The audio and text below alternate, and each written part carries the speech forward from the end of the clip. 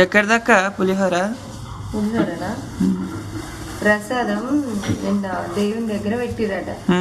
మంచిగానే ఉంది. నైట్ నేను ఆల్రెడీ నిద్ర పోయినా, నేను అటు ఇటు తిరిగినా కదా, అలసిపోయి నిద్ర పోయినాక కూడా నన్ను లేపిండి వచ్చి తడిపోడు.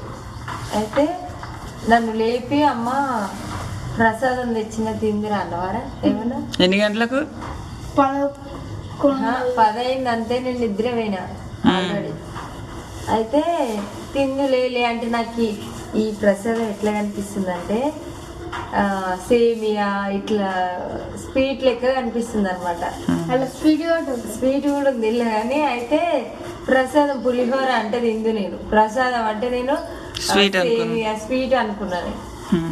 ఇక పొద్దుగా లేచి చూస్తే పులిహోర. నాకెందుకు చెప్పబోద్దు అని అడిగిన. పులిహోర అంటే తిందు నేను.